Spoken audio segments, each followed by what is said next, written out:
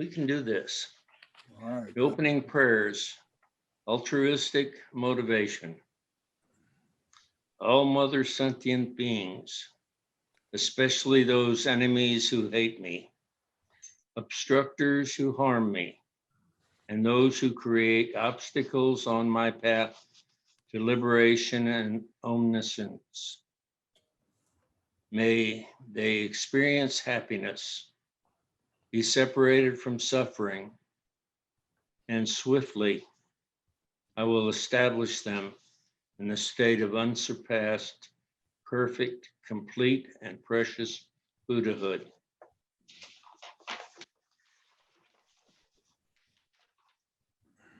Action Bodhicitta prayer. Thus, until I achieve enlightenment, I perform virtuous deeds with body, speech, and mind. Until death, I perform virtuous deeds with body, speech, and mind.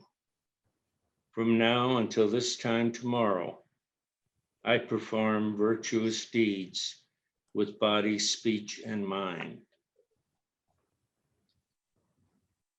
Long refuge prayer. We take refuge in the kind root and lineage lamas. We take refuge in the deities of the mandalas of the yidams. We take refuge in all the exalted Buddhas. We take refuge in the perfect Dharma. We take refuge in the excellent order of the Sanghas. We take refuge in all the noble Dakas, Dakinis, and Dharma guardians, possessors of the eye of wisdom. Taking the Bodhisattva vow. Until I attain the heart of enlightenment, I take refuge in all the Buddhas. I take refuge in the Dharma, and likewise in the assembly of the Bodhisattvas. As the previous Buddhas embraced the enlightened mind and progressed on the Bodhisattva path, I too, for the benefit of all sentient beings, give birth to bodhicitta and apply myself to accomplish the stages of the path. Short refuge prayer. In the Buddha, the Dharma, and the Sangha most excellent, I take refuge until enlightenment is reached. By the merit of generosity and other good deeds, may I attain Buddhahood for the sake of all sentient beings. The four immeasurables. May all mother sentient beings, boundless as the sky, have happiness and the causes of happiness. May they be liberated from suffering and the causes of suffering. May they never be separated from the happiness that is free from sorrow. May they rest in equanimity, free from attachment and aversion.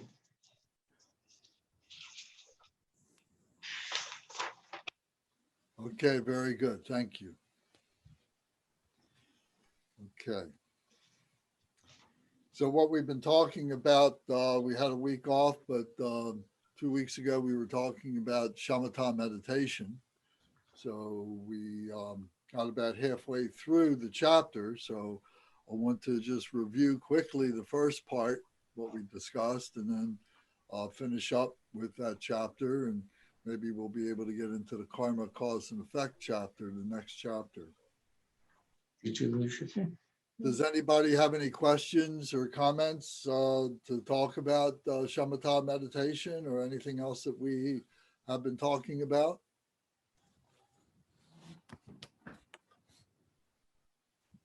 Okay. Okay, so the shamatha meditation, of course, is calm abiding meditation. So the idea is that we're able to develop a one-pointed mindfulness, that we're beginning to do that by bringing our thoughts together, resting our body, resting our intellectual mind, bringing that all together, and then being able to just rest. And if thoughts come in, we just let them come and we just let them go, and we try not to chase after our thoughts. We just try to stay relaxed and keep an open mind, keep an open heart. So it takes time to be able to become adept at this, to develop a stability of mind. There's a little bit more to the practice that we can talk about. One of the things that we do is to do a visualization of the seven posture of Varanchana, which we talked about, if you remember that. You know, our legs being in a stable position, our back being straight, our hands at our 4 inches below our navel or maybe at our knees. Our head is resting on our neck, of course, and our neck is just a little bit forward. Our chin is down just a little bit. Our eyes are open and just a gaze down 4 or 5 feet in front of us, or our eyes are closed. But we're not looking at anything in particular. It's not a stare, just a gaze. And our tongue is at the roof of our mouth behind our front teeth. So this is the 7-point posture of Varanchana. So being able to perfect that is very important, and to be mindful of that is very important. And if our mind begins to wander, that we let the thought go, and then we bring it back to our 7-point posture.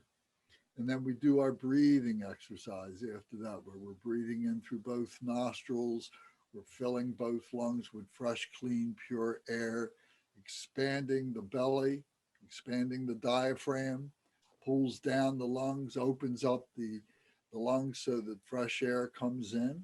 We hold that breath, and then we exhale by compressing, by squeezing the abdomen against the diaphragm. And that pushes against the lungs and forces all the stale, negative, dark air out. And we hold that empty breath, and then we breathe in again through both nostrils and continue that process. And that's a very, very, very powerful tool, the breathing exercise, the watching the breath. And this is actually the technique that the Buddha, Shakyamuni Buddha, used during the time of when he became enlightened. It was a popular way to meditate, continues to be a popular way to meditate all these many years. Many, many thousands, if not millions of people have used this practice. And it's very good because you don't need anything else. You always have what you need right with you. There's no other pictures or illustrations or devices or anything we need. We're focusing on our breath. So this is having an object on which to focus for our meditation. At some point as we do this, and we do that cycle, breathing in, exhaling, breathing out, we do that 20 times, then we begin to breathe at a regular pace, but as our mind wanders, we can just bring it back to watching the breath. And then we might have periods where we just kind of lose track of our breathing, and we lose track of our thoughts. Our thoughts just seem to just kind of quiet down by themselves and so on. And this is the intended goal. This is what we're trying to do. So it's a very powerful tool. There are some other things that we will talk about when we get to the book on the stages of meditation. And the calm abiding shamatha meditation is a huge part of that. So we'll see. But this breathing part is a huge part of the shamatha meditation part.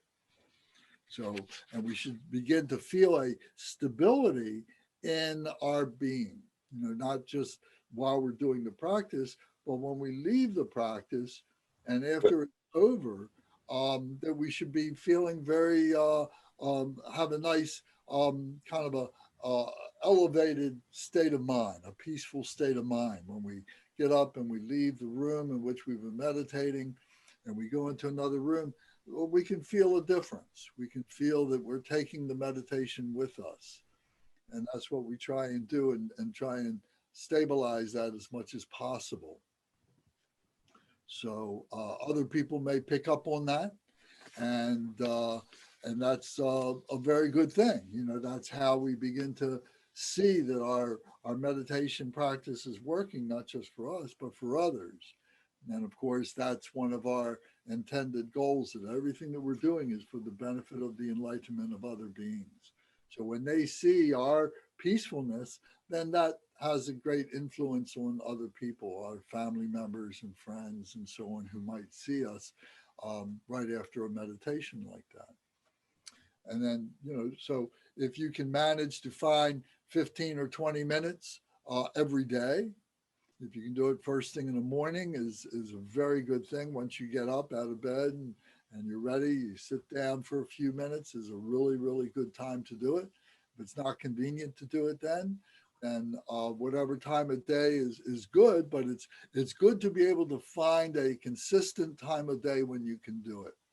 So if it's first thing in the morning, or maybe it's right before lunch or after lunch, or before you go to bed, whatever it is, to establish a routine is part of the practice, so that you develop this mindfulness that of now it's time to do this, now it's time to be peaceful, and you'll see how it begins to influence other parts of our lives. Let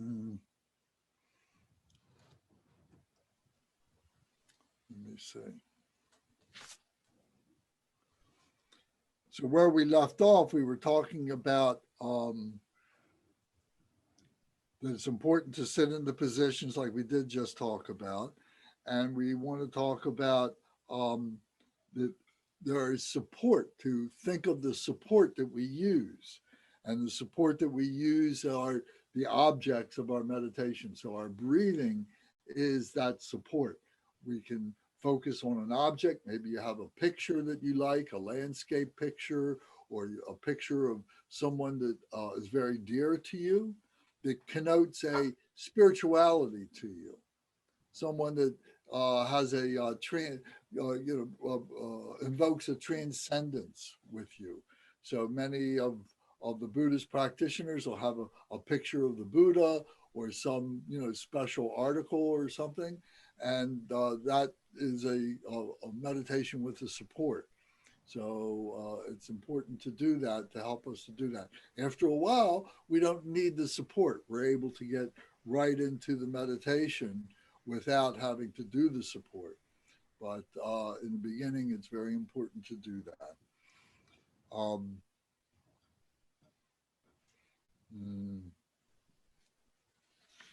Okay. So we shouldn't be too analytical at this point about what our supports are, what it is that we're trying to do. We're just trying to rest the body and rest our intellectual mind, and just be able to be at peace, just to be quiet, calm abiding. So it's very good for stress relief.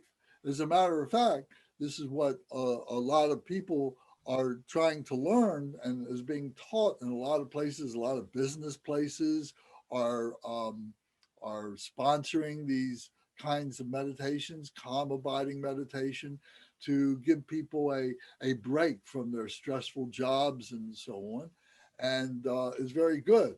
However, it is just kind of bringing down our emotions, and it's very good. It's very psychologically good and so on. But by itself, it may not be leading to any great insights at this point. It may not be a totally spiritual experience at this point, but it is a stepping stone to get to that. So it's a very important part that we need to develop. I'm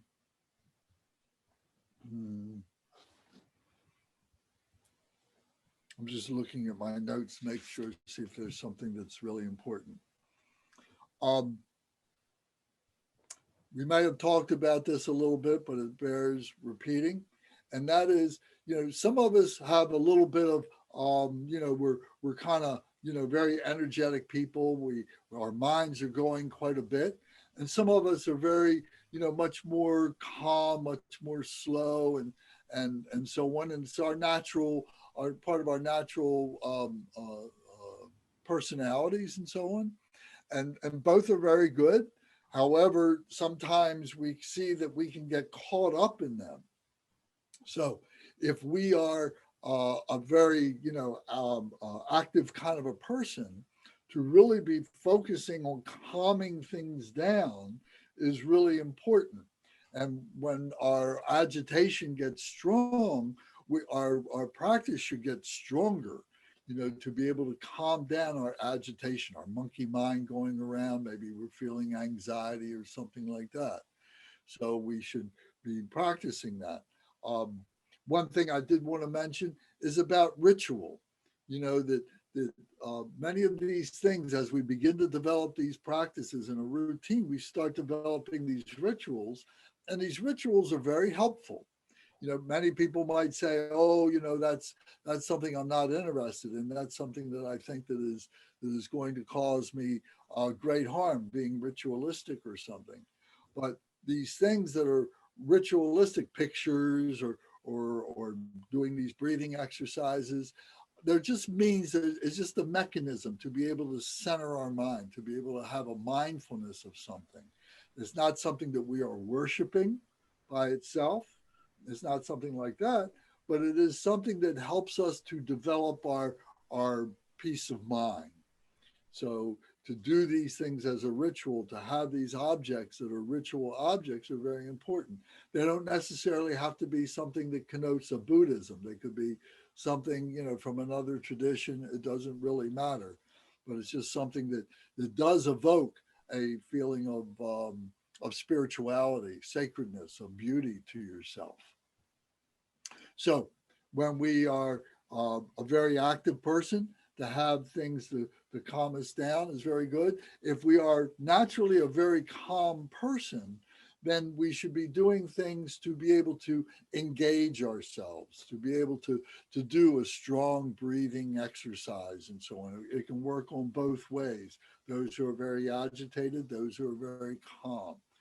And we may find that during the meditation, things kind of switch around.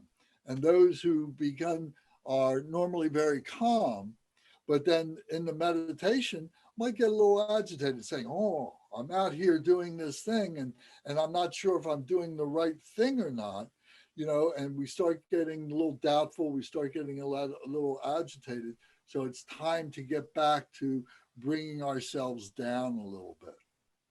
Some people who are normally agitated or have a very up kind of a personality and start doing these practices, start doing the breathing exercises, and might start feeling a little bit of sleepiness.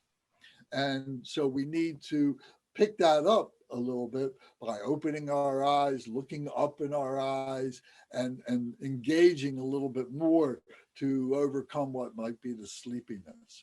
So we need to find this balance between these different objects, these different techniques within the calm abiding meditation. And so it takes, trial and error to be able to do that. And it's something that is that continues through our practices through the years and so on. Experienced meditators use these devices, these techniques, because we are always changing. So we have to have these techniques available to us to help us through our changing times, our emotions.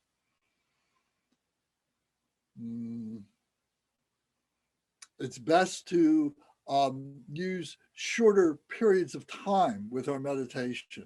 I know we talked about this the last time, and that is if we're going to say, let's say, for instance, we're going to do a 30-minute session. So it is better to do our opening prayers, which only takes maybe about 3 or 4 or 5 minutes. And we do our opening prayers, and then we get into the 7 position of Varanchana, the 7 posture of Varanchana, which takes a few minutes, and we're thinking about that. Then we do our breathing exercises, and we do that for a period of time. Maybe that's 10 minutes or something like that. And time goes by pretty quickly. We're not paying attention to the time. But then once we begin to just calm ourselves, we're not particularly watching our breathing, and we say, okay, now we're going to have a short meditation period. So maybe it's 3 minutes or 4 minutes or 5 minutes. It doesn't need to be anything more than that. And then if you have a timer on your phone or something, and or you just allow yourself to have a short time of meditation, and then you kind of bring yourself out of the meditation, the timer goes off, and then you just kind of shake it off. You just kind of loosen yourself up a little bit. And then you just sit for another moment, and then you go back into the meditation for another 3 or 4 or 5 minutes, something like that. And then you do that 3 or 4, maybe 5 times during your half an hour session, rather than sitting and just trying to meditate for 15 or 20 minutes by itself without doing anything else. In other words, maybe you do your preparatory things where you're doing the 7 posture of Varanchana, and you're doing your breathing, and then spending 15 minutes of just trying to be quiet or something. It may be more productive to have the short 5-minute sessions, and then making up 15 minutes rather than trying to do one long 15-minute session.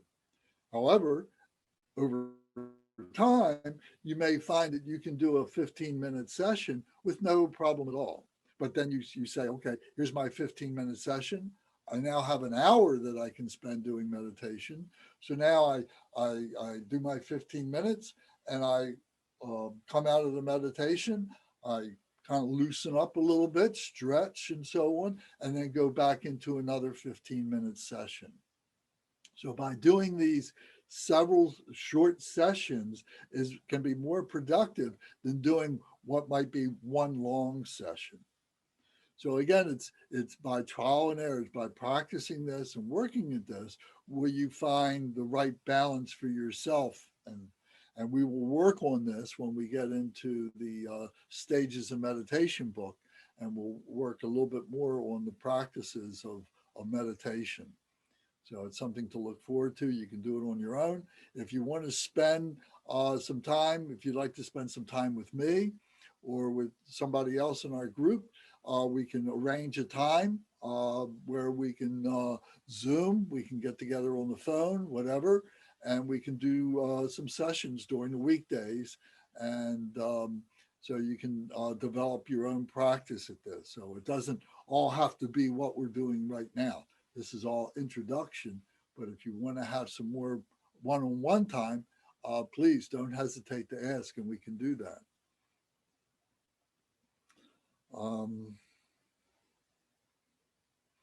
Okay, so regarding, there's a tightness and there's a looseness. So you can think of that, some of us are very tight people, some of us are very loose people. And, the loose people need to tighten up a little bit, and the tight people need to loosen up a little bit. So we use these different techniques to be able to give us, that balance and so on. So to be able to look at it. So thinking of it in those terms is very helpful. All this is building mindfulness, is being aware of what we're doing, and using all these techniques is all part of the meditation. So we say that the meditation really comes from after we do all this intellectualization of what all these techniques are, thinking about all these things. Then we have these moments that may only be like a finger clip, when all of a sudden everything just kind of falls into place. And we have this moment of just clarity. And this is the meditation. The meditation rises by itself when everything else is falling into place and so on. So it's all part of the technique. It's all part of the process of developing this. So we might call this whole session a meditation session, but the meditation itself may only be a brief period within that. So we work for that. So we do this step by step, over and over again.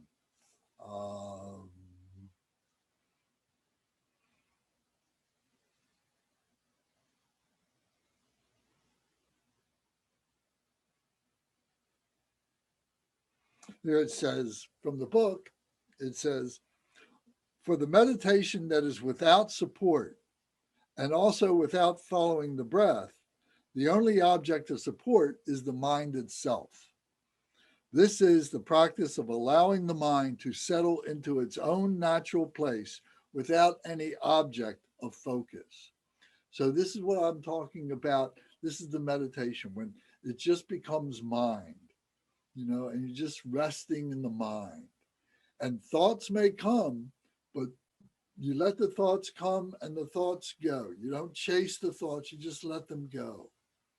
And then you just sit in that peacefulness and that blissfulness and that happiness and so on. And then here comes another thought. And you just let the thought, oh, there's a thought. I see that. Okay, I don't need to think about that right now. Let that go. And then there's another peaceful period of time. And then another thought comes and you just let it go and so on.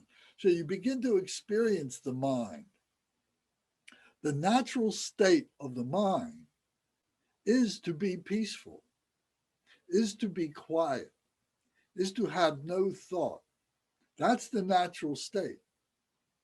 But our ego wants to have identity. The ego doesn't like that kind of no thought.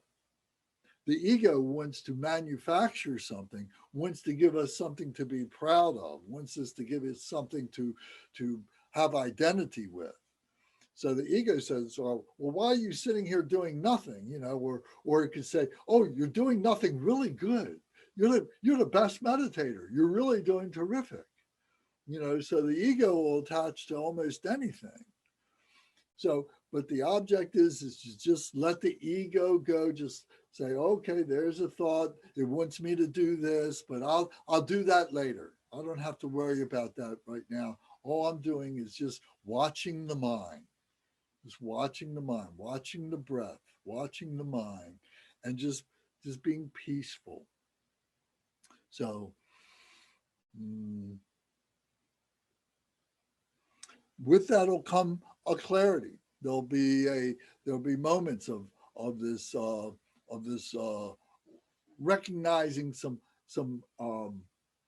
wisdom, some experience, and saying, oh, now I understand what this mind is. Now I see this peacefulness. We may call it peacefulness. We may call it happiness. And we see that and we feel that really, really good. And again, that's what we want to take with us when we get up off the cushion. That we want to take that peacefulness, that state of meditation mind with us. So with it is that clarity. Now, what can happen, of course, is thoughts come in, interruptions start coming in, and we need to be vigilant about those and be able to use our other techniques that we've learned about our emotions and say, oh, now I know where I can bring those things down. I can use the antidotes, because during this time of meditation, during this time of peacefulness, we can see that the things that arise that maybe upset us or that cause us to follow these thoughts are the emotions. Thoughts of ignorance, thoughts of hatred, thoughts of desire, thoughts of jealousy, thoughts of greediness or pridefulness. The 5 basic poisons that make up all these different myriad emotions, the 84,000 emotions we say. So part of the process of developing shamatha meditation is being able to calm that down. When those thoughts come up, if we can't dismiss them, then maybe we need to look at them a little bit more and say, oh, let me think about, what are the causes of these thoughts? And through examining the causes of these thoughts, then we go through and say, oh, I don't need to worry about this. I think about this from time to time. And sometimes it can be very upsetting, but I need to let that go. And how do I let that go? By being non-objective, by withdrawing, by kind of getting outside of myself and not letting all these different things be upsetting us. So we do that again through the shamatha, calm abiding meditation. So sometimes we have to use the techniques that we've learned in the earlier classes of Buddhism 101. So that's all part of what we take into the meditation along with us. The first part of the meditation is the mechanics of building the meditation, but then sometimes these thoughts come, so we have to rely on the practices, we have to rely on the teachings to help us to calm those things down. So we talk a lot more about that as we endeavor in this. Hey, Lance. Yes, sir. I was looking at the notes from about a year ago when you were giving similar teachings, and you were saying that be in the now, not in the future, not in the past, but right now. That was a great analogy you used. That Thank you. that you said, if you're eating, eat. If you're sleeping, sleep. Do what you're doing right now. Don't think about what's in the future. Don't think about what's in the past. Just be in the now. Yeah, that was great. Great help. So we have a tendency to want to think in the three times, right? The past, the present, and the future. The time travelers. Time travelers, yes. We get hooked on time. Yeah. And how much time do we spend thinking about the past? Or the future, a lot more than we sit in the present. Right. So, I've heard that one of the frequent trait of mental illness of various kinds is that one gets so tied up with a combination of guilt about the past and fear about the future that there is no present anymore. And if there is no present, you can't live in the now, obviously. Well, right. So yeah, so that's, and that's the whole thing about, meditation is stress relief, because if you're not stressful about the past or anxiety about what's to come or something like that, then, by being in the now, you say, well, and now I'm doing meditation. Now I'm just being quiet. Now I'm just resting the mind. For those who that now begins to expand, it gets bigger, it gets deeper, that now. For those who haven't read it, and I think probably some people here have, Eckhart Tolle's book, Power of Now, and Tolle parallels Buddhism, and a lot of his writings is really compelling and a good read if you haven't read it already. Yeah, there's a number of books. There's one called Be Here Now. That's very, very, very good by Baba Ram Das. And very, very good. Illustrated book.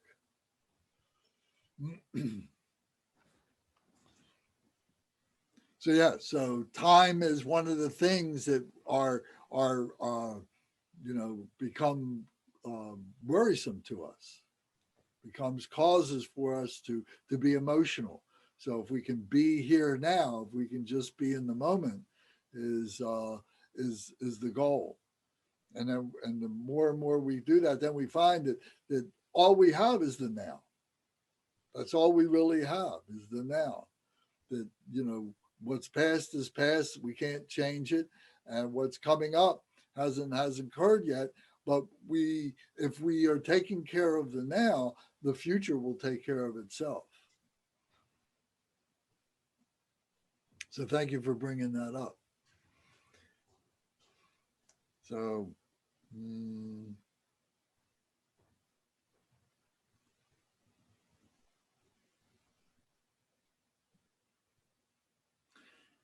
so I think the most significant part about shamatha meditation, or just meditation in general, the most significant aspect of it is commitment, is saying, this is something I want to do. Here is a technique that I'm learning how to do, and now I need to do it. Now I need to put it to use, and I need to make a commitment to do that. And I think that once we accept the commitment and work on that, then we see progress. You know, many of us are just dabbling here and there, going one thing, one direction, intellectualizing all this and so on. But until we actually bring it into our lives and we implement those teachings by making a commitment to learn the teachings, to learn, you know, the different things that we've learned about the emotions and the antidotes to the emotions and all those things that we've talked about in the first few chapters of learning Buddhism. But now, especially with the meditation part, making a commitment to practice this meditation, then we see the changes coming. It was just something that we do for 2 hours once a week, and we get together and it comes in one ear and kind of goes out the other. You know, there's a benefit, maybe some seeds are being sown, but it's a very, very small benefit. But when we actually make the commitment to practice this, to study this, to implement this into our lives, this is where the transformations begin to happen. This is when the changes begin to happen. So if we're not prepared to make the commitments, I understand, you know, there's many reasons why we don't, because of time, because of priorities, because of just lack of interest, or we're not convinced, of doubt, you know. But once we begin to do that, we see that all those things begin to become clear, you know, where our doubts are, what our concerns are, what our agitations are, what our emotions are. Some people don't want to look at their emotions, you know. We want to learn about it, but meanwhile, we don't want to work on them and be able to apply the antidotes to reduce them, because the ego doesn't like change. You know, it all comes down to the ego. We always have to remember the ego and think about that. So what we're trying to do is we're trying to reform ourselves, to transform ourselves. There's an analogy that I use many times, and I use it by asking a couple of simple questions. First question is, where were you before you were born? Anybody got an idea about that? Yeah. In the Bardo. In the Bardo. How would you define the Bardo? The Bardo of reality. The Bardo of reality. So again, you know, what does Bardo mean? Does Bardo mean reality? Is that what Bardo means? It's an interstitial It's realm. It's a what? Interstitial realm. Interstitial? I never heard that word. intermediate, It's, intermediary it's state of being. Right. It's a state of being. And there are these intermediate states, you know, that we go through. The Bardo. And there's 6 Bardos that we go through in our lifetime. You know, in this philosophy, we talk about this a lot. So using Adrian's answer, saying, where were you before you were born? You're in the Bardo of reality. Okay. So that begs the question, well, what is this? Isn't this reality?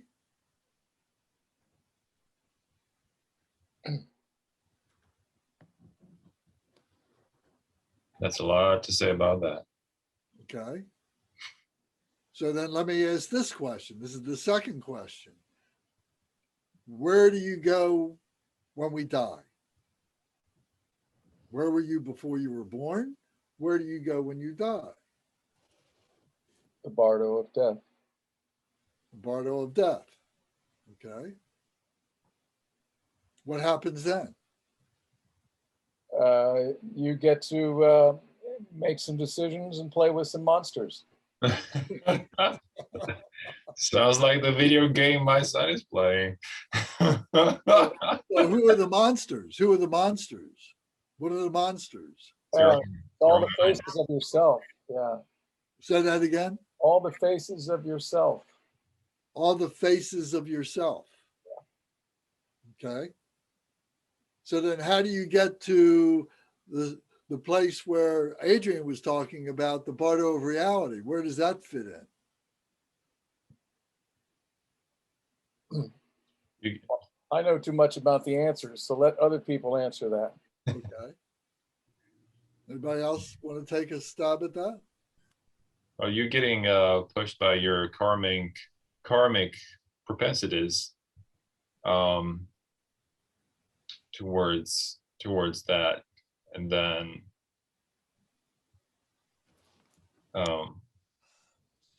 there's a lot happening through those bardos. So Okay, well, we're going to talk about the bardos in a couple of weeks. It's a chapter in the book Learning Buddhism, so we're going to get to that. But I think right now is a good time to do a short explanation because it's relative to meditation. What is the bardo? The bardo literally means intermediate state. Bardo is a Sanskrit word, and it means intermediate state. It is between things. Is there a different one So coming in to this life and a different one going out of the life?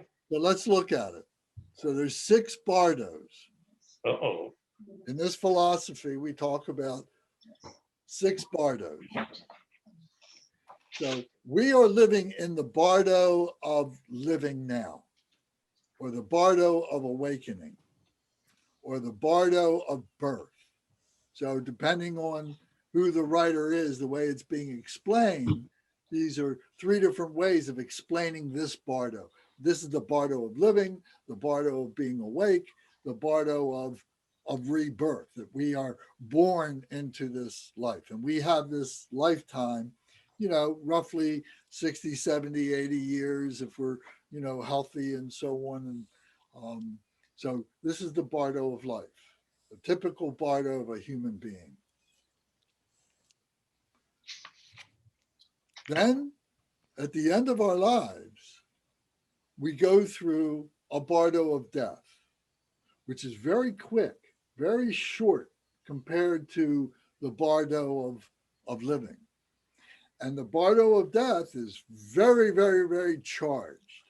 And whatever energy that we have accumulated during our life, especially at the time of death, if we are very hateful, if we are very charged up, if we are very negative, or if we're very peaceful and very calm, is a huge influence in that bardo of death, in that period, that intermediate state of death. We take that energy with us. Either we're in control of the death or we're terribly afraid of the death. The death is coming as part of a great rage, or the death is coming as part of a great joyous acceptance. So there's a lot more to this, but generally it comes down to this. And then there are all these other background things, all the good things that we have done in our lives, all the bad things that we have done in our lives that have accumulated and become factors in what we take with us into this bardo of death, into this change of death. So we say that when we're going through this transformation of death, we are leaving the body, the physical body behind, and along with the body goes the brain. And the brain is where all these memories are, all these thoughts are, all these emotions are in that brain. And this is so when it goes, it goes. All that's left when we get to the end of the bardo of death, what we have now is our spiritual body. So we've talked about this before, that we've got three bodies: our physical body, our intellectual body, our brain body, and our spiritual body. So we talked that, the hearses don't have luggage racks on them. We were born naked and we die naked, and the only thing that we take with us is the spiritual body. So this is the bardo of death, is that transformation between now living, giving up all that we had during the bardo of living and became so accustomed to our ego and everything associated with it, our physical body and our intellect is all, our ego is all wrapped up in that. But when we die, the ego is gone. And all that's left is the spirituality. So that's the next bardo. Now the bardo after that is called the bardo of reality. Now this bardo of reality can be very, very huge, or it can be very, very small. And this bardo of reality is the other side of what we are experiencing now. We are seeing half of our lives in this bardo of living, but there is this bardo on the other side, this bardo of reality. We think this is reality. This is reality, but it's conditioned reality. The bardo of reality is bardo reality without the conditions. And all that's there are all the possibilities, all the things. So, in other traditions, we may say that when we die, we go and we meet the Supreme Being. We meet God, in different, in the Judeo-Christian, we talk about that. And the Hindu, they talk about that. In other traditions, they talk about that. And then you're meeting this reality. And how are you facing that reality becomes the question. So that's what determines how long you stay in this reality. Because in this reality is complete freedom. And if we're not prepared for that complete freedom, if we need the ego, then that bardo of reality becomes very short, and we want to be reborn into another ego, into another body, into another life that has all these causes and conditions and so on, because we can't deal with this freedom that this bardo of reality has in it. We have that freedom now. We have that reality now. But the problem is we can't see it because it's all blocked up by the emotions that have already been developed in our lifetime. And what we're learning to do is to recognize all those blockages and the causes of all those blockages so that we can prepare ourselves for the bardo of reality. So if we are feeling very clear and clean that we have purified defilements in this lifetime, that when we go through the bardo of death and now go into this bardo of reality, now it becomes a much more expansive thing, you know, and to try and qualify it is very difficult. You know, we don't want to get caught up in that, you know, but to, you know, like I said, it can be either very short, it can be very long.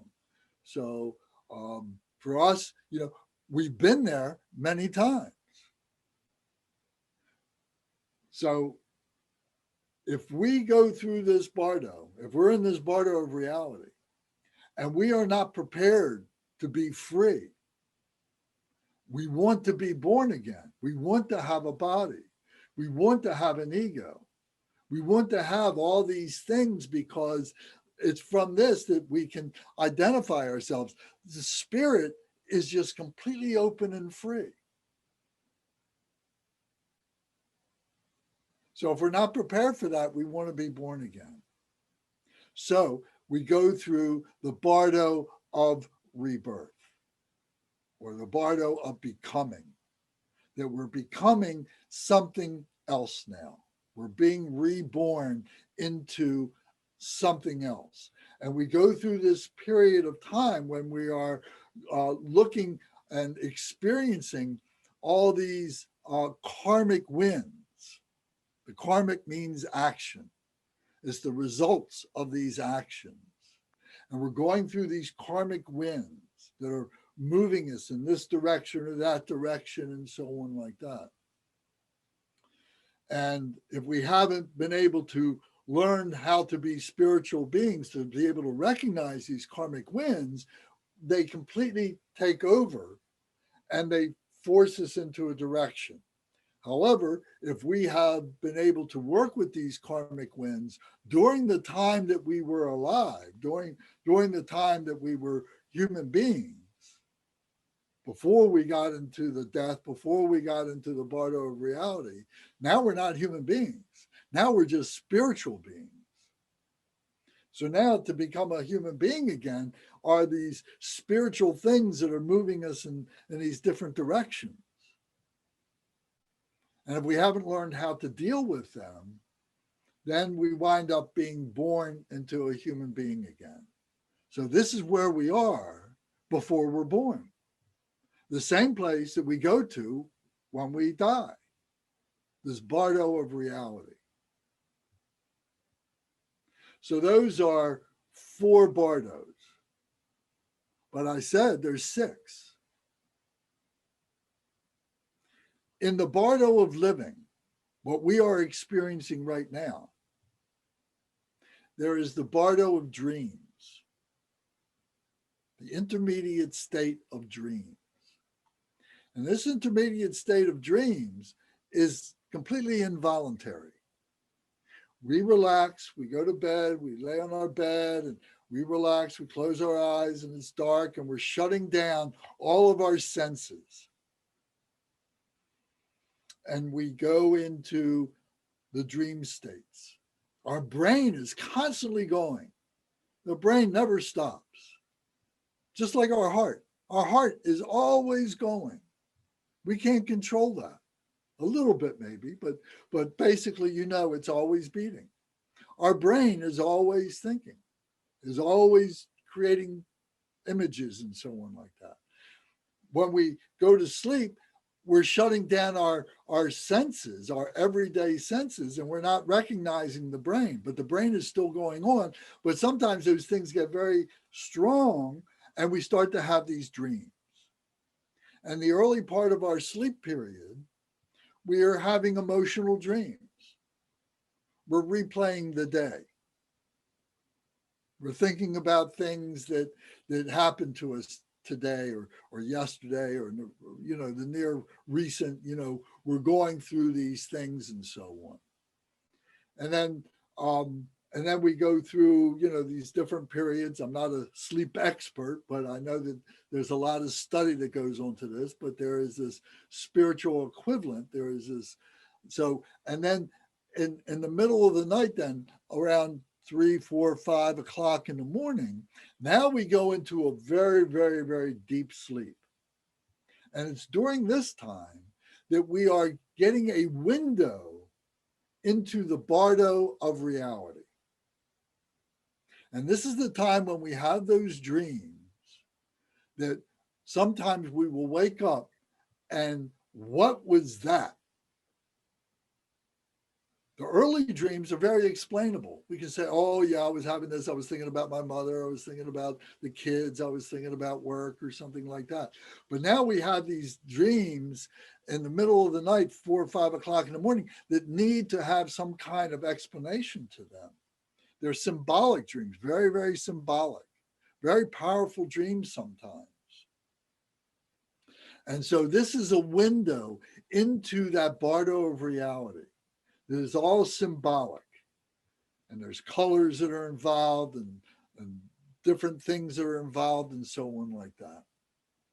So this is involuntary, and this is the bardo of the dreams. So the more that we learn about our life, the more that we learn about the bardos, the more that we understand about the bardo of dreams, and we begin to recognize things about the dreams that can be very revealing to us about, how free we are, or how bound up we are, how emotional we are, through not just the first part of the dreams, but the second part of the dreams, these deep dreams. So that's the fifth bardo, is the bardo of dreams, completely involuntary. I've said that 3 times because it's very important to understand that. Now, the next bardo, the 6th bardo, is the bardo of meditation. And the bardo of meditation, you are in control of. And by learning the techniques of meditation, you are controlling your experience in the bardo of meditation. And the bardo of meditation is the bardo into reality, but it's egoless reality. This is one half of that. This is the bardo of living where there is ego. The other half is the bardo of reality with no ego. So we can be in that bardo of reality, the same bardo that we go to when we die, and the same one that we have come from before we were born. This bardo of reality through the bardo of meditation. So by learning the techniques of meditation, we can control our mind to be able to navigate through this bardo of reality. So now the question of where were we before we were born, and where do we go when we die, now becomes much more obvious to us and much more in our control, much more seeing why it is that we are who we are now, and seeing what it is that we can be and what we want to be in the future. So the meditation, going back now to meditation, going back now to shamatha, calm abiding meditation, we go through a rehearsal for death and rebirth every time we go into a true meditation. Just like tonight, 7 o'clock, we all came together and we had all these things going on in our heads and so on like this, all these thoughts and so on. And now for the past hour, we've kind of put those aside. And now we've learned some new things. We've thought about some new things that maybe are turning us around. And we're different people now than we were just an hour ago. So with that thought in mind, we are reborn. Now we can suppress these things. We can say, oh, I'm not going to pay any more attention to that. You can do that. Or you can say, oh, wow, that's really something interesting. I really want to know more about that. I'm really going to develop that and implement that and bring that into my life. And our life begins to transform with now that new knowledge, with a new skillful means. with that new ability to be able to recognize what life is and who we are in it. So we are constantly dying. We are constantly being reborn. It is really amplified. We really can see it powerfully through meditation. You may have had some dreams in your lifetime you still remember. Maybe when you were 8 years old, you had a dream and you still remember that dream. Maybe when you were a teenager or when you were 35 years old, you had a dream that you still remember. And it's changed your life. You haven't been able to forget it. And there's meditations like that too. But in the dreams, you're trying to interpret it. You're trying to fit it into some kind of a box. But in meditation, when you have those transformative experiences, you are making the box. You are understanding what it is. You're seeing that. And you're not seeing it with your eyes. You're seeing it with your spiritual mind, heart. And so our job now is to learn how to recognize that. So it's through the shamatha meditation is a huge part in being able to do that. It sets the groundwork for that. It sets the environment for that to happen. Because in shamatha, calm abiding meditation, we have controlled the ego. At least for some period of time. It's not a factor in our experience at that time. And now we can become pure spirit. And then other things begin to happen. We have to learn more about the meditation process. But it's the shamatha meditation that is the field in which this is working. Now, this is not brand new. This is not new agey stuff. This is stuff that has been practiced for thousands of years. And not just in the East, but in the West too. We were talking about, the how many years, that the Jews have been, doing their thing, and the Hindus have been doing their thing, and the Tibetans have been doing their thing, and the Christians have been doing their thing, and all this kind of stuff, and we can measure it in these years and so on.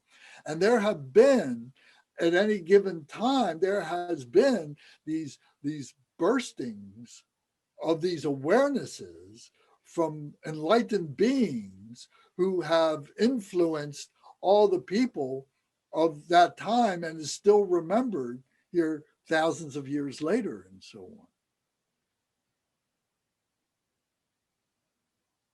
on. And all those are all part of the same story, Buddhism is a system to understand spirituality. And the essence of that is the same as the Hebrew system, or rather the essence, I should say, that it's the system that is different, but the essence is the same as the Hindu essence, the same as the Christian essence, or any other spiritual essence that we're talking about. Even shamanistic. Some of the stuff that we really say is really, off the wall. At the essence, it's all talking about the same thing. And the more that we investigate it, the more we recognize that. Where it differs is the way in which human beings manipulate that to have power over themselves and over other beings, where the ego steps in and starts creating all these games and so on that we play. And so all the differences are these approaches, or these different way we're trying to get to that essence. And it's compounding, and it's blocking, and it's making emotions, and, oh, you can't do that. Superstitions come out of that. All these laws come out of that. So, but in the essence, it's all the same. And this is what we're trying to get to, is to that essence, to that true nature that we all have within ourselves. And then it all becomes clear. We can see that. We become free. We're free of all the junk, all the different approaches. And this is where we can now accept each other. We can be tolerant of each other and understand the causes of their emotions, their hatreds, their ignorance. We can see that. We can see it in ourselves. So the meditation is the way to do this. Now, frankly, I don't know of another way. And in my experience of study and so on, nobody else offers another way. No other tradition offers another way. They may have a different name for meditation. They may call it prayer. They may call it worship. They may call it, study. They may have different names for it. But the really devout beings who make a huge commitment to do this really get inside of that essence.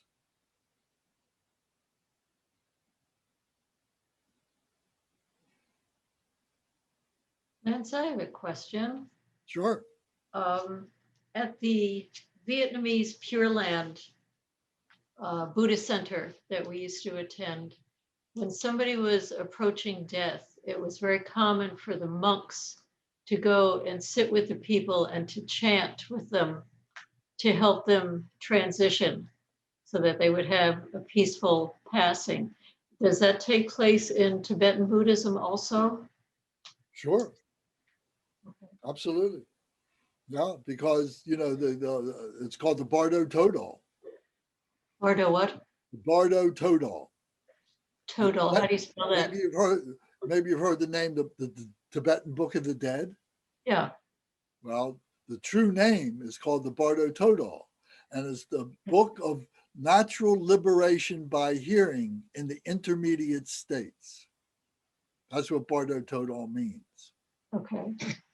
And what we are doing is we are reciting to the person who is dying the process that they're going through. Okay. And it's very well documented. People who are in hospice, who work in hospice and they're dealing with people, there is a process that we go through when we're dying, very predictable. And it's embedded in the Bardo Todal. So part of that is talking about that. This is what you are going through. They're talking about them as they are dying. Mhm. This is what you're going through. This is what's happening. You can see this and so on like this. And then once they stop breathing, once they are clinically dead, their brain is not working, their breathing is not working, there still is inner breath. This inner breath. And the Bardo Todal is talking to that inner breath to be able to guide that, to have the proper ejection of that consciousness. Okay. Thank you. So they're talking with that. So the prayers are involved in that and so on like that. And it's the same thing when we take, bodies into the churches and so on like that. And they're doing, having these funeral ceremonies and everything. And the body is there. And the idea is that, there's still something that is alive within that being, and they're trying to guide it in some way. Bonnie, all the things that Lance is talking about, they're all in this book. It's the Tibetan Book of the Dead, and there are several editions. I have, the one that is translated by Gurme Dorje. But then there was a translation that I got it from the center, and it's in the I don't know if you got it. Did you guys get this? No. No. No, but this is a very good translation of it, and very enjoyable with illustration as well. Very good book. Thank you. Welcome. So we can talk a lot more about this, about the Bardo Toda, and about this whole process. And so this is why meditation is so important, because it is the pathway in which we liberate ourselves. To will it to happen through our intellect is folly.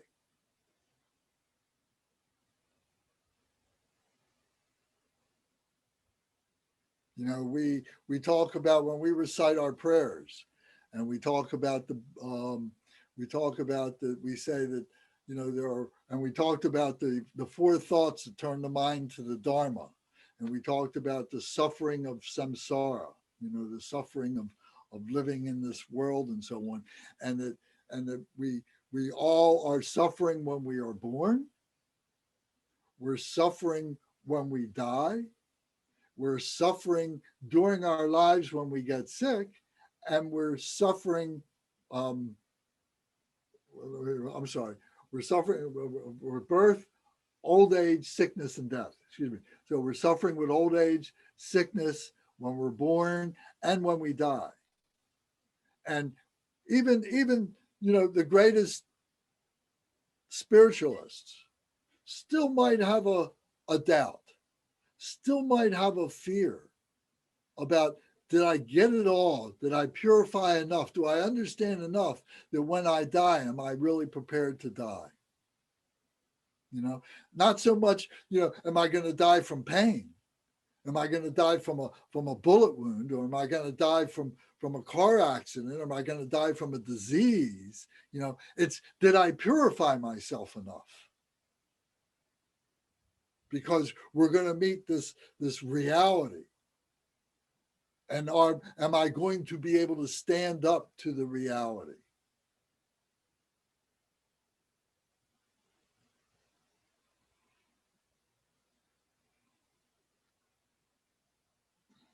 So we look at all this with joy.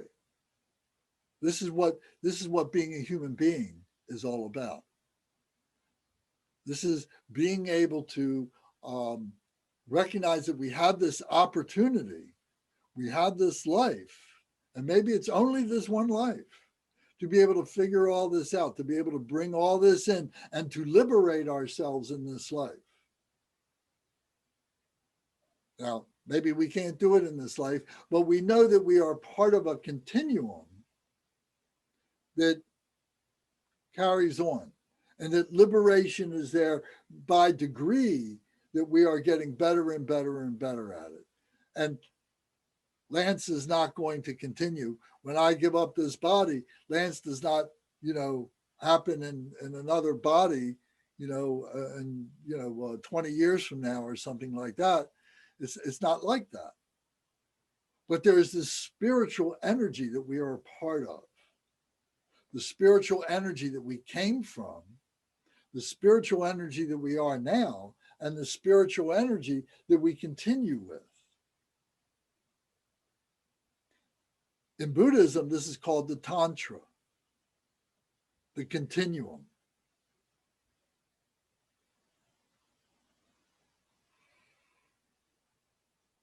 So we experience all of this stuff that is so esoteric and so abstract. We experience this through our meditation. Because as long as we're awake with our eyes and our senses going, we're always trying to qualify it.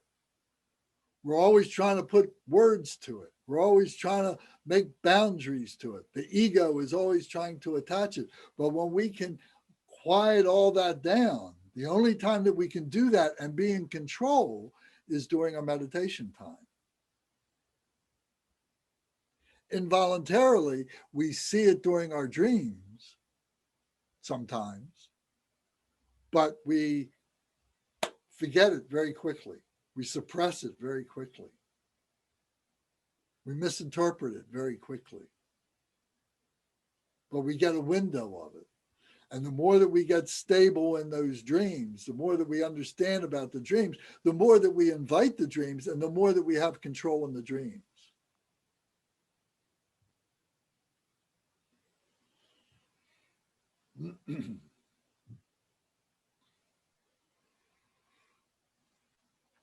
So what do you think about that? Cool beans. What's that? It's a What cool we say, bean. cool beans? Yeah. Hey, Lance, quick question. What if we don't really dream? What's that? What if we don't really dream? You mean you don't remember your dreams? Oh no, what if we don't get, I guess, sleep or get into a deep enough sleep to where we really dream? What do you- Well, I'm not an expert in the field, so I really can't say, but my understanding is we have these dreams, and it's a question of whether we remember them or not, and the way we suppress them and so on. That's what I've been told too, that I always had issues remembering my dreams. But when and this is, I think, one of the gauges of my, how well my meditation goes. But when I experience a better sense of meditation, for lack of better words, I do remember my dreams a lot better. So for me, it was a matter of not being able to remember my dreams, not necessarily not having dreams. Because yeah, like you said, Thomas, there were nights when, I mean, weeks and weeks and months where I was like, just waking up, nothing happened. But then you hit it just right with your meditation. It doesn't really matter what you do. And I'm not exactly sure what the mechanism is, but then you start remembering. That's my experience. That's a key word, remembering. Right. In the meditation, we start remembering. Right. Thomas, if you want to remember your dreams, buy yourself a nice notebook, put it on your dresser, on your night table by your bed, and when you wake up, you fill in how you feel, and you will eventually pull the dreams out on that. And everybody dreams, whether you remember it or not, you dreamt. You can't be clinically straight, or however you want to call it, without going through and processing your dreams in the evening. I think part of it is setting the intention of remembering them in the morning.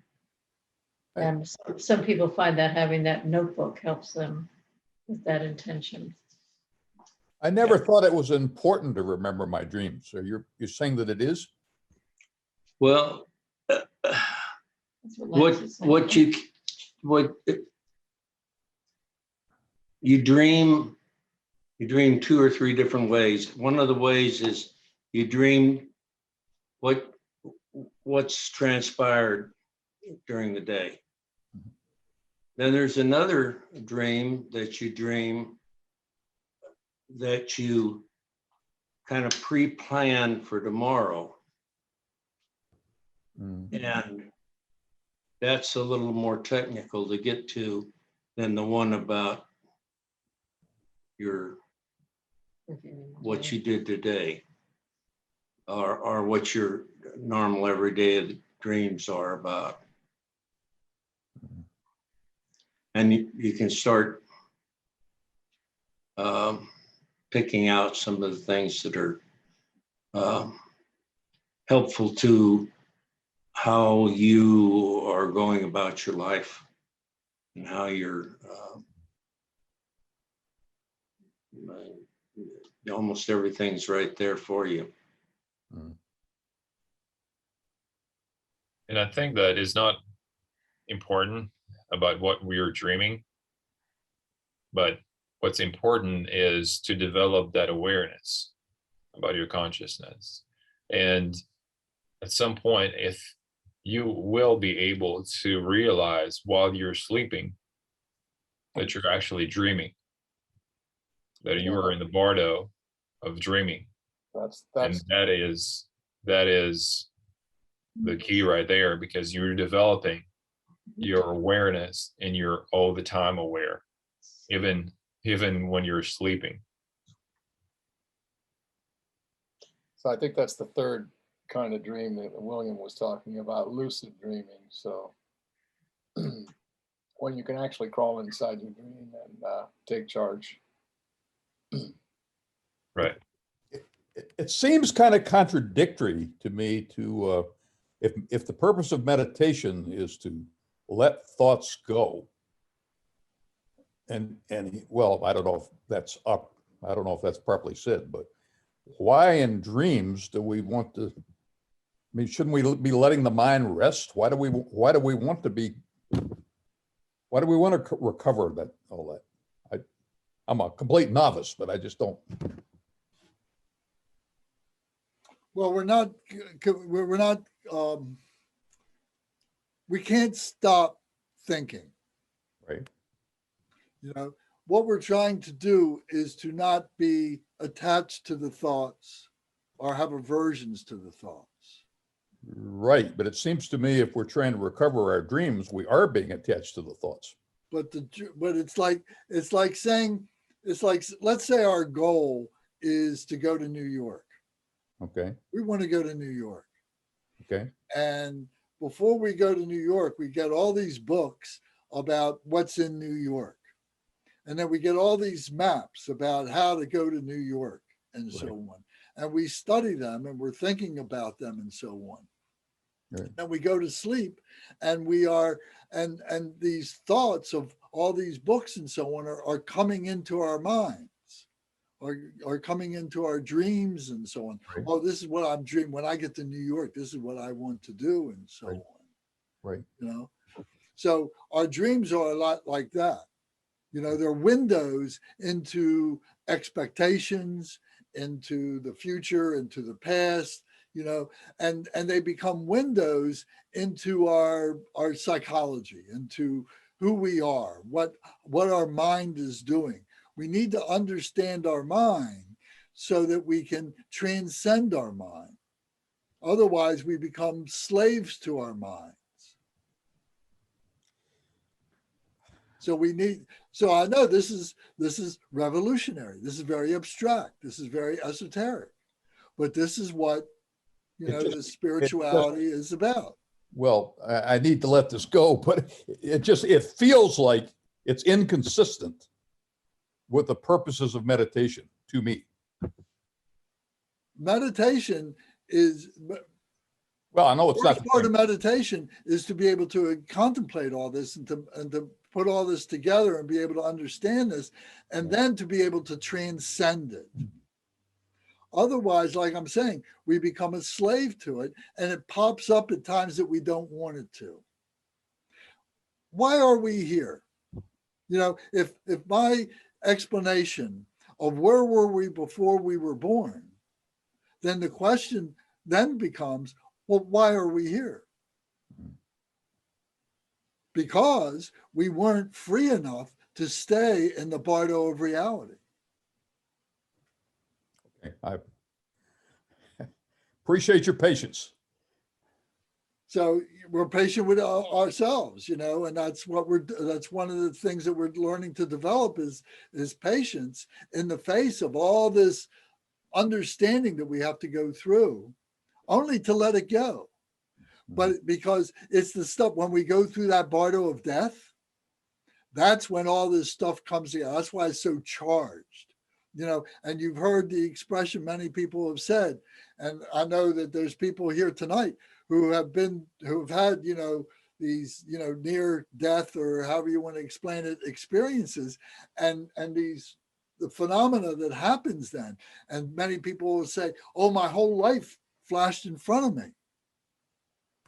And I had a choice. And I wanted to come back rather than go. Right. I still had work to do rather than to say, I'm done.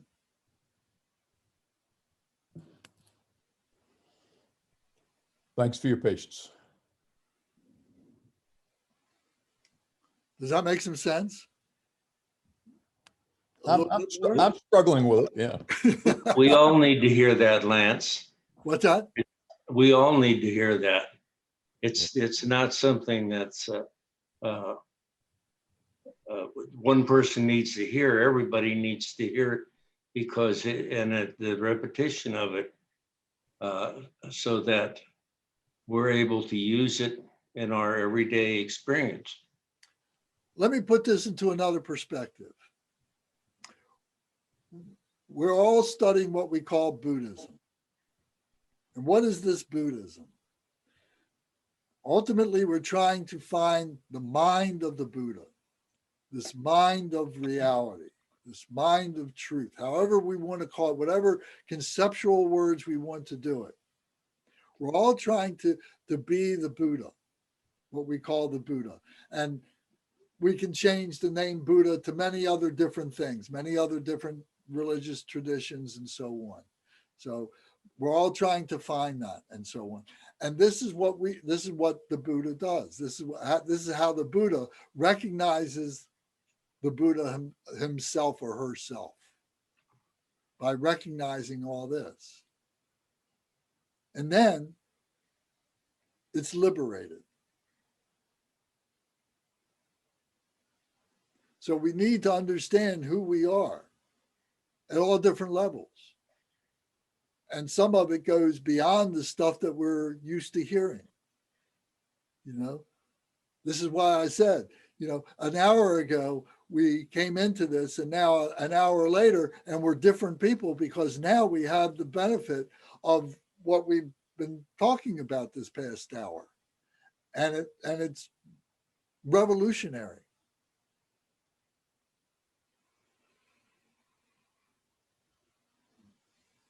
Anybody else have a comment? Rebecca, you've been quiet on this so far. What would I know you're a good thinker on this. What do you have to say? I don't think I have anything to say. What do you think of it? How does it land on you? It's fine. I'm sorry, Lance. I really don't have it. I'd be like, yeah, okay, I'm in. Okay. Okay. Zara, how about you?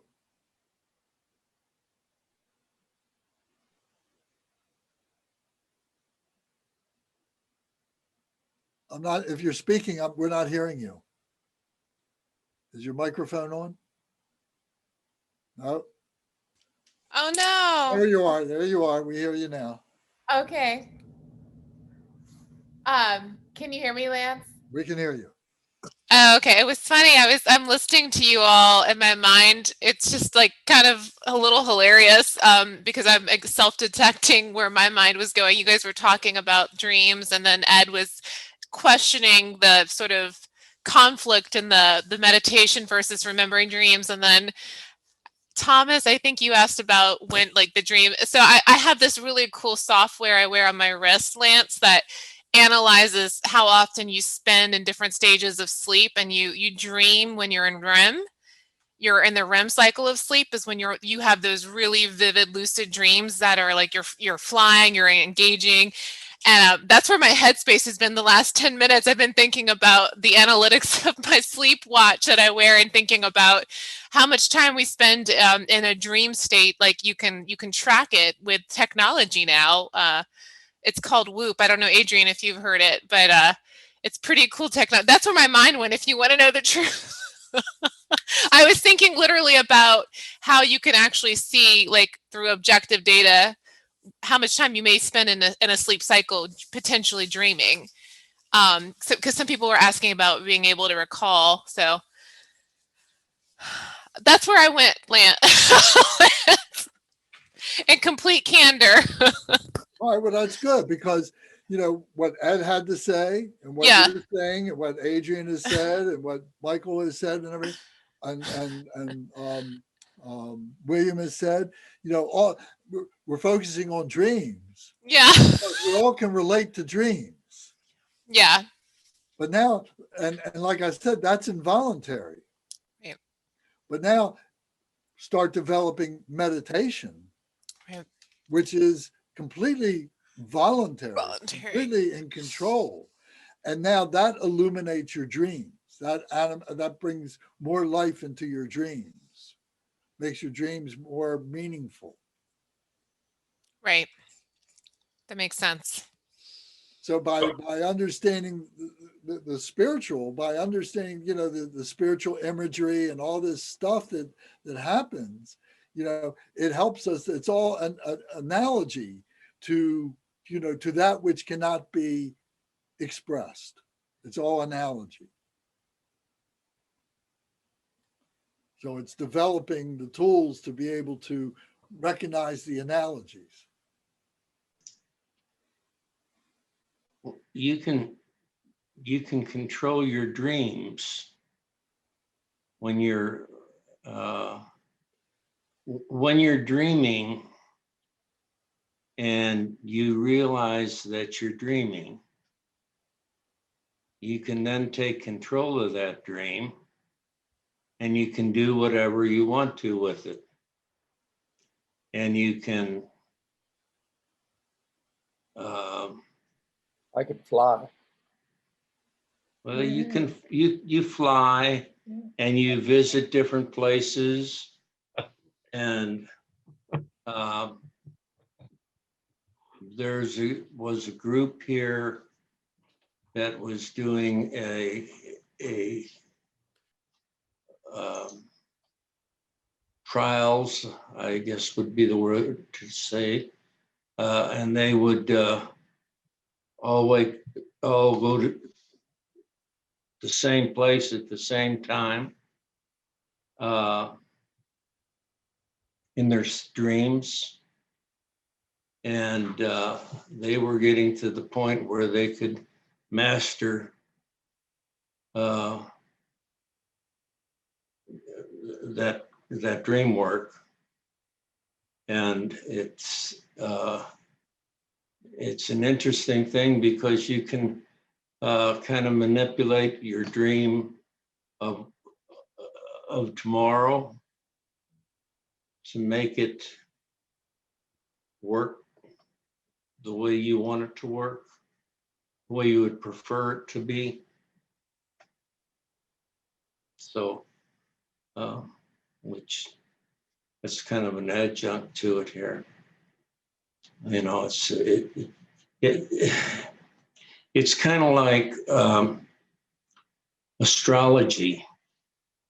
It's nice to play with,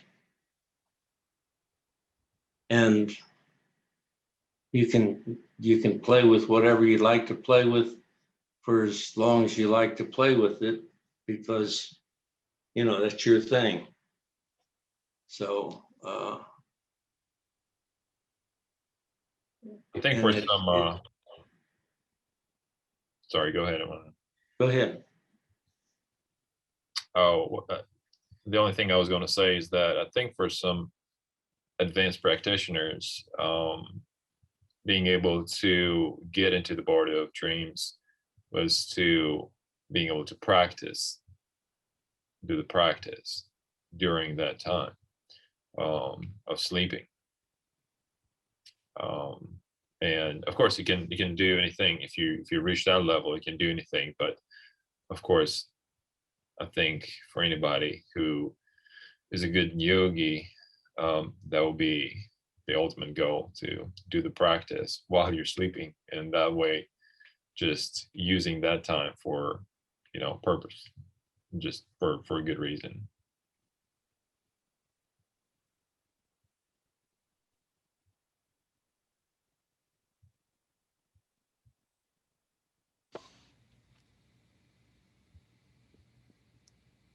So I figure out that I have control of my dreams usually at the point that I realize that I'm dreaming. And that is inevitably because in my dream, I'm looking for a bathroom. And I go into the bathroom, and instead of a toilet, there's something completely inappropriate, like a big fluffy couch or I don't know, a barrel. One time it was Bill Clinton. It was just, but for a very brief time, I have control of my dream. It's just that I can't stay asleep very much longer because usually that means I have to wake up. When you say control of your dreams, you mean like manipulating the dream and the outcome of it? Mm-hmm. Like, you know, you're actually going to, I don't know, think about that you're going to be in a certain room and certain things are going to happen. Well, just that I want to push my mind in a particular direction. Does that make sense? Yeah. Like, hey, if I'm asleep and I can be dreaming about anything, I'd like to go investigate this. But the problem is, inevitably, the reason I was dreaming I was looking for a bathroom is because I really actually do need to get up. And so I've got like that much time. But sometimes I would love to have something better than needing to pee be my instigation to have some control of that. So do you think you can accomplish that? I don't know, but I think it would be an improvement. Honestly, I get to fly at least once a week. That's good. Oh, Michael, that's awesome. Yeah, I mean, it means you got to be, you can't shock yourself out of that stage, because if you freak yourself out, then naturally you're out of there. But I know it when I'm there, and all I have to do is like put my arms up, and then I decide how high, and then what to see when I look down. And my trips are pretty short, 2-3 minutes in dream time, but I love to fly without a plane. It's just amazing. Yeah. Hey, Michael, Michael. Sorry, go ahead. I travel long distances in my dreams to meet my mother at an airport, like in a terminal, and have a cup of coffee with her. And that tends to be the thing that I do. And she's been dead since I was 7. But when I've got control of it, that's how I spend it. Oh. That's what I was going to ask you next, if she is still on the board of living. I don't know. Can you do that? Can you travel there consciously? Like, can you set up, like you said, that, purposefully that, you're going to meet her and then this thing happens? Sometimes I can get it started, but it's a long trip. It's a very long trip, but I've made it. Sometimes unintentionally. How do you know it's long? Well, if the dream is like 10 units long, 9.5 units of it are taking a bus to the airport and then a flight to a connecting flight to walk across the airport. I mean, it's very detailed to have like a very short time in this coffee shop in an airport. Powerful stuff. Very interesting. Mike, quiet. Michael, can I just want to ask Michael a question? I've been looking at your image for a while, and I thought you had a sick family member in the room with you. And then I realized, is that a screensaver? That's Bernie Sanders. Oh, I know. It took me an hour and 20 minutes to realize Bernie Sanders was in the room with Michael. I thought Michael was convalescing with a sick person during COVID. Bernie's giggling for an hour and a half over that. Bernie's he's my conscience. Yeah, that's my Zoom background. I'll be dreaming about this tonight, Lance. This is my actual room. So what I did was sit on my desk, take a picture of the room, and then put a PNG file of Bernie in my chair in Photoshop. Okay. So that's what that is. Very clever. Okay. That's very good. I was asking Thomas if you had anything to add. Tom, you've been quiet so far tonight. The question I asked about dreams is in the Zen practice, sleep is considered an affliction. So you try to rid yourself of sleep. So there are great practitioners. Basically, sleep maybe an hour a day or less than an hour a day. And some have said they have completely rid themselves of sleep. And I mean, that's a torture method that people used to use, sleep deprivation, you know. And medically, if you don't sleep, you know, you will die. But trying to explain these things, you know, through modern science, that really, to me personally, hasn't caught up really to some of the, because I mean, if you can really get in touch with yourself, with your true nature, why do you need sleep? Right. And what does awake actually mean? Yeah. So, you know, it's Well, let's be practical for just a minute. yeah, certainly. I mean, is there a practical reason for sleep? You know, for the physical body? Isn't that relevant? Certainly. Yeah, you have to have sleep or you'll to be alive or to interact with your environment while you're awake. Well, whatever awake means. The brain, But the brain needs it. yes. And your body does too, actually, physically, to heal and regenerate from wear and tear of being alive. Your muscles and your scalp. I mean, that's when your body regenerates, is when you're sleeping, like at a cellular level. See, I sleep maybe 3 hours. What? You know, 4 maybe sometimes, but Can I send you the sleep technology and can we do an experiment on you?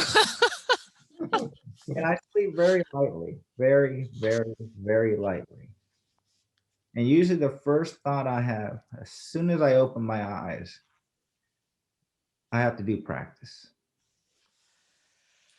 Wow. So, you know, when William asks, you know, write down what you think when you first open your eyes. That's my first thing.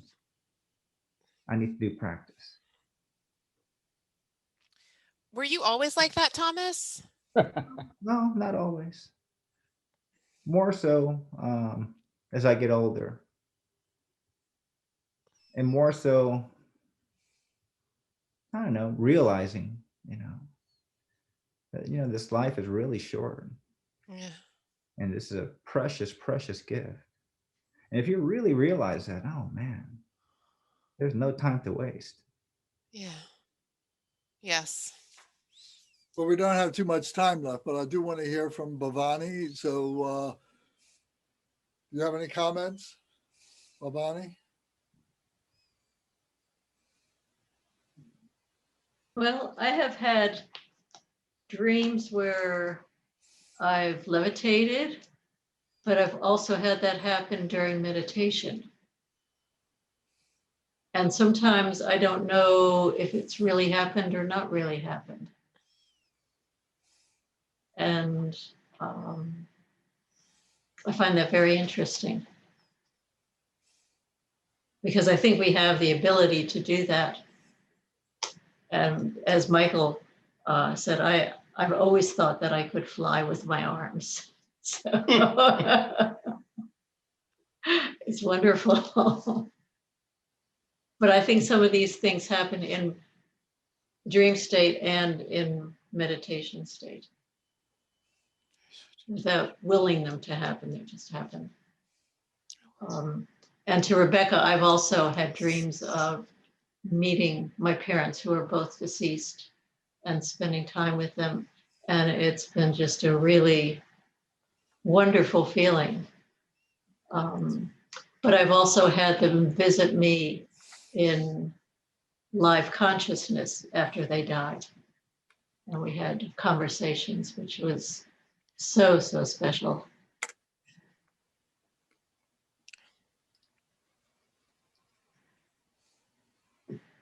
So I think it's all wonderfully fascinating and a real treat to experience.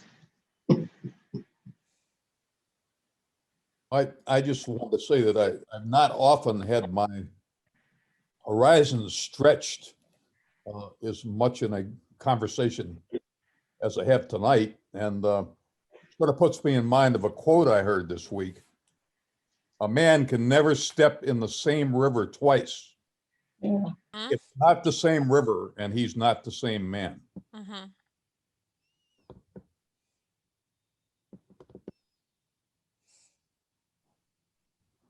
Barry, how about you?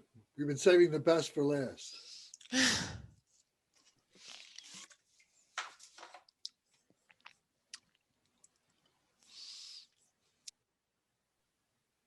You just turn your microphone off.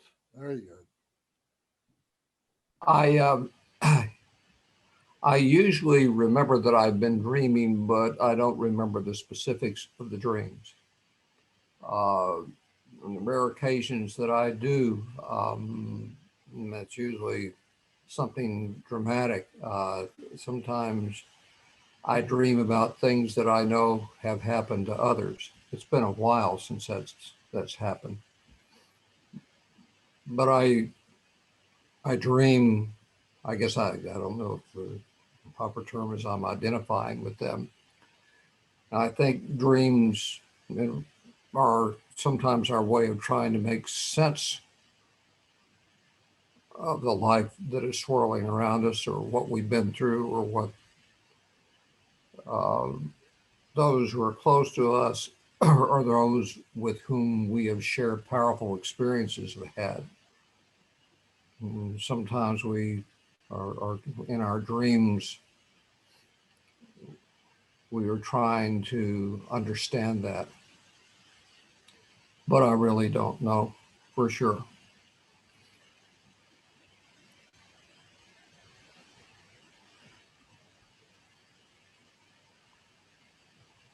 Okay.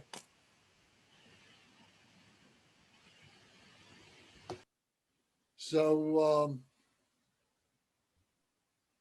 what we've been doing, there's different phases of what we're doing. Right now we're in the very, very basic fundamental stages of learning our causative things, why it is that we're here, taking responsibility for those things, seeing our reactions to things, learning that relationship between causality and reactions, and then seeing that we can purify things. We can purify our understanding, purify our wisdom, overcome our preconceived ideas. That we have these mental ideas of the way that we think things are, but we have to purify those, refine those, and change our minds. Not to say that there may be some things that we do know that are really, really good and so on, and we need to recognize that too. So it's learning these things, these causative things, these reactionary things and so on, is the first part of what we're doing. And that's what we've been spending so much time, in the past, few months and so on. And we'll continue to do that for the next few years. But then we come to a point where we start, experiencing realization and start having liberation experiences that we, through the realizations, through the examination of these things and having these experiences ourselves, this realization experience, this liberation experience. We start going through that. And it happens to us all the time. It's happening to us now. And it's now just a matter of being able to get comfortable with that, to be able to understand the dynamics of it. And then we go through this period of where we kind of redefine things, redefine our lives, and we go through this period of unions, of coming together with things. So, and they talk about it, you know, there's this particular teaching they call the 6 yogas of Naropa, and yoga means union, and there's the union of energy, seeing how energy comes together. There's a union of light, seeing how light all works and comes together. The union of clarity, seeing how all this stuff becomes clear. There's the union of dreams, of being able to see that these dreams are this window into, you know, ourselves, and be able to understand this. And this is, you know, what we've been talking so much about tonight, and how real dreams seem to us, but at the same time, we all know that they're just dreams. And then there's the union of the transference, of transferring, going from one thing to another. So these are all stages of being a human being. This is all part of being a human being. So the final question I want to ask is, and maybe, you know, there's not a whole lot of time to ask everybody about it, but maybe it's something you can be thinking about, is enlightenment our goal? And is enlightenment for when we die?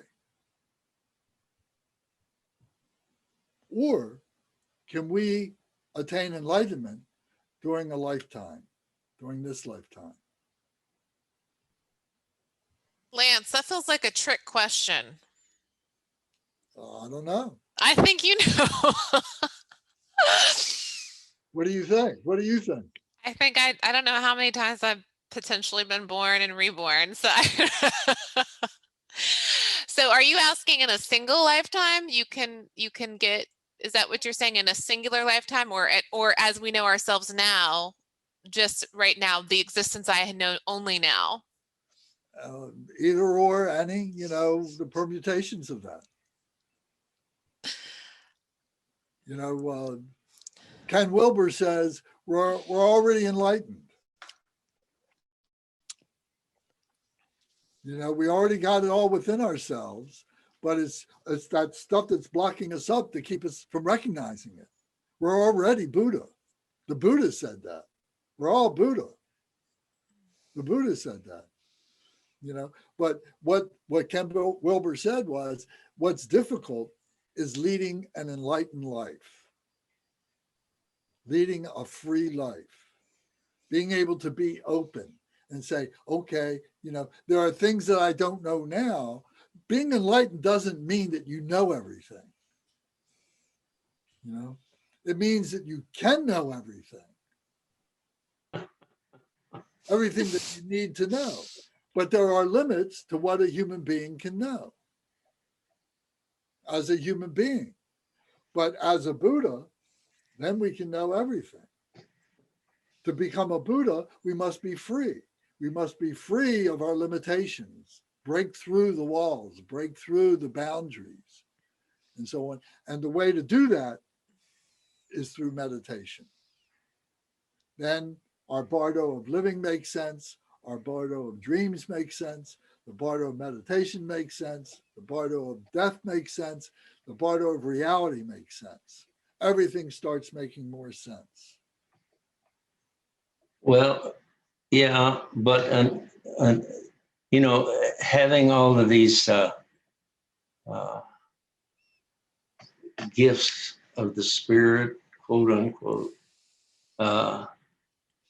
you know, is nice to be able to do all these fancy things and do all of that, but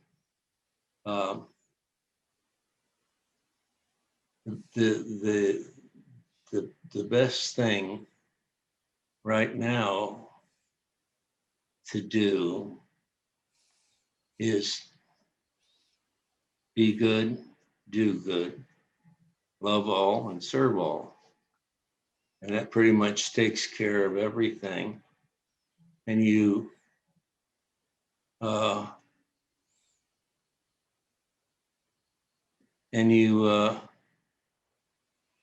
between now and whenever you become enlightened, that's a good practice. Well, those are the words of the Buddha, and you said it perfectly, and it doesn't need any more explanation than that. Yeah. Do no evil, do only good deeds, and be a benefit to all beings.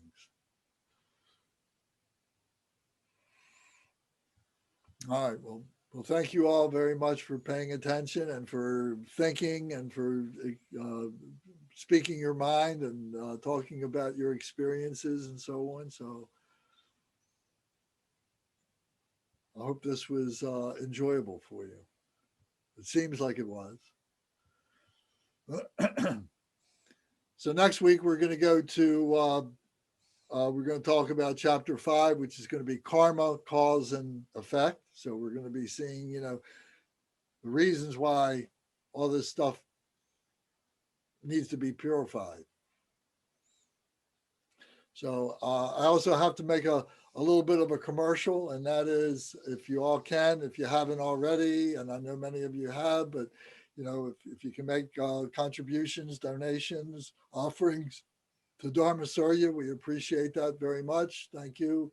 There are expenses that go on, not the least of which is doing the Zoom thing, and we have, the facility there needs to be kept up. So we appreciate that. So thank you very much for all your participation. That's the most important thing. But if you can help with some of the finances and so on, that's great too. So thank you. Okay. So Thank you. Shankara, so if you'll do the closing prayers, please, the dedication prayers. So if you'll on page 20, 21, and 22, please. So we can follow along and recite along with Shankara as he recites this. The karma prayer. By the virtues collected in the 3 times, by myself and all beings in samsara and nirvana, and by the innate root of virtue, may I and all sentient beings quickly attain unsurpassed, perfect, complete, and precious enlightenment. May the teachings of the great Drinkumpa Rinpoche, who is omniscient, Lord of the Dharma, Master of interdependence, continue and increase through study, practice, contemplation, and meditation until the end of samsara. Dedication prayer by Lord Jentin Samgun. Glorious, holy, venerable, precious, kind root and lineage lamas, divine assembly of yidams and assemblies of Buddhas, bodhisattvas, yoginis, and dakinis dwelling in the 10 directions. Please hear my prayer. May the virtues collected in the 3 times by myself and all sentient beings in samsara and nirvana and the innate root of virtue not result in the 8 worldly concerns, the 4 causes of samsara, are rebirth, as the Shrivaka or Praktika Buddha. May all mother sentient beings, especially those enemies who hate me and mine, obstructors who harm, misleading marus, and the hordes of demons, experience happiness, be separated from suffering, and swiftly attain unsurpassed, perfect, complete, and precious Buddhahood. By the power of this vast root of virtue, may I benefit all beings through my body, speech, and mind. May the afflictions of desire, hatred, ignorance, arrogance, and jealousy not arise in my mind. May attachment to fame, reputation, wealth, honor, and concern for this life not arise for even a moment. May my mind stream be moistened by loving kindness, compassion, and bodhicitta, and through that, may I become a spiritual master with good qualities equal to the infinity of space. May I gain the supreme attainment of Mahamudra in this very life. May the torment of suffering not arise even at the time of my death. May I not die with negative thoughts.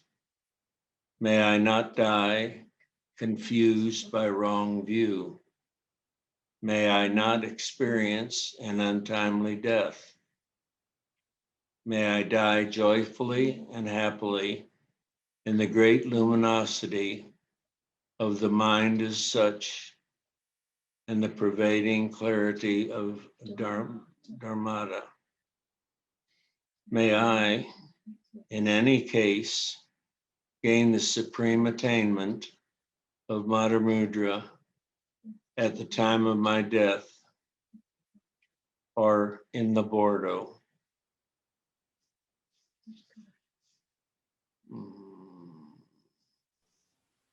Om. Om. Ah. Om.